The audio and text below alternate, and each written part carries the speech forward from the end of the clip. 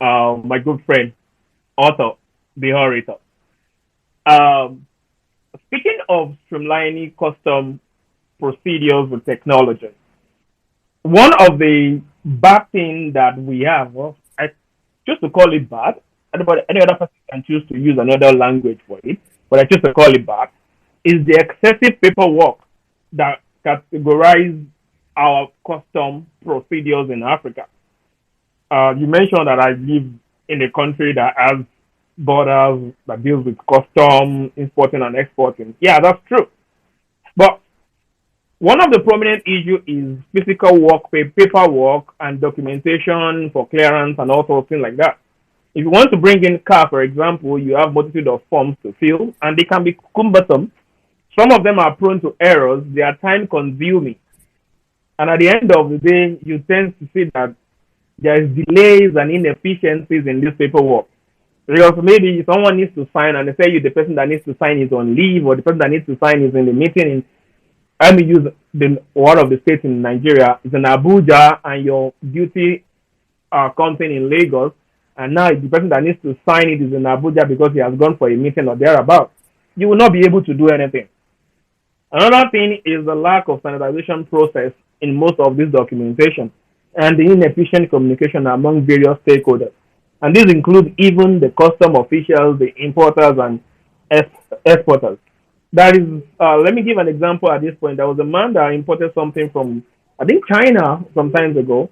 I was at the collection point. I went to collect something that was sent to me as well. And this man, after he has been cleared online that your product has arrived and everything, they are still telling this man that he has to go and get one clearance form from somewhere. And the person that he went to that set of people, and they are telling him to go to another place again for something that's supposed to just get in and collect what he needs to collect. So things like this happen, delays and inefficiencies happen. Now, talking about technology as a solution, as much as technology offers solutions to address all these challenges that I've mentioned, there are a little bit of things that we can look up around, right? In June 2021, I want to make example for the solution that some countries have put in place. In June 2021, Kenya implemented what they call the single window system, and that is an electronic platform that significantly reduced cargo clearing time. And how do I mean? There is no paperwork involved anymore. All you just need to do is a platform that integrates all trade-related activities. It allows importer and exporter to submit their documentation electronically without looking for, oh, there is one man that needs to sign somewhere, there is one woman that needs to put a stamp somewhere. And this reduces the cargo clearance time from weeks to just a few days. And this has gone a lot in enhancing trade efficiency and reducing business costs for the people that work around that area. Another thing I want to mention is the electronic custom system. We don't really have that much in Nigeria right now, but other countries are already doing it. And for people that does not really understand the electronic custom system, it's just a comprehensive platform that is designed to streamline and digitalize custom procedures, right? And the beauty part of this story is you can do your submission online, all your documentations online, all your data validations can be done online. Your duty calculations, how much are you paying, and everything will be done online accurately. And every other thing you need to get done.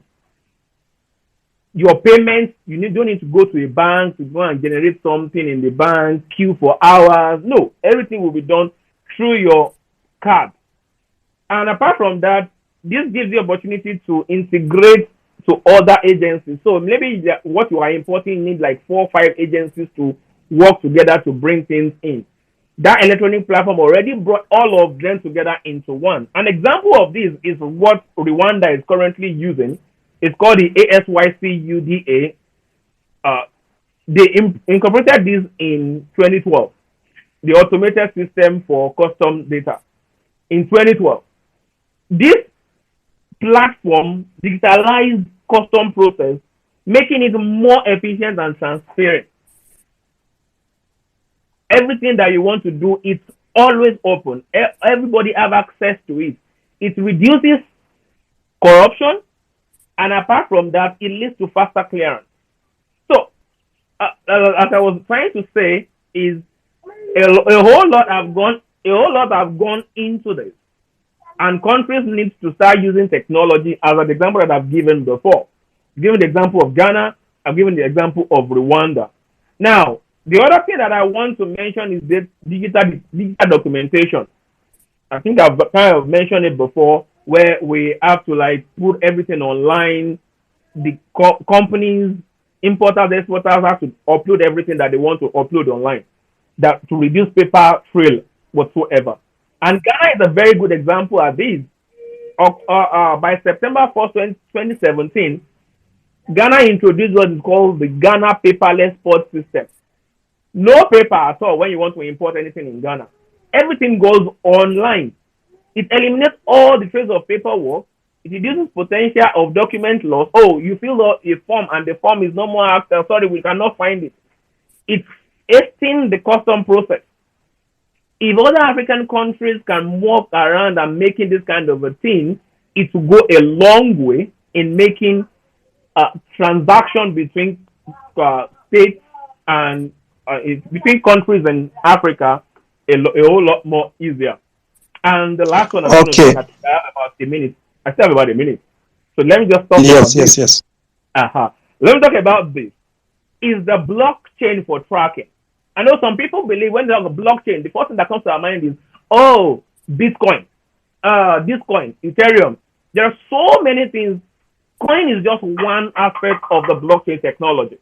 There's a blockchain technology aspect that allows you to track whatever you are doing. And when you're using blockchain technology, it gives you the opportunity to reduce any kind of fraud. It's transparent.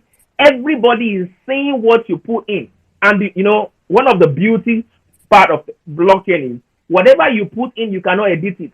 It's just like you drop a message on Twitter. You cannot edit the message you drop on Twitter. But it's now better than Twitter that you can delete your Twitter post. But you cannot even delete on the blockchain technology. So you think well before you put anything online. You cannot reduce zero or add extra zero to it. So this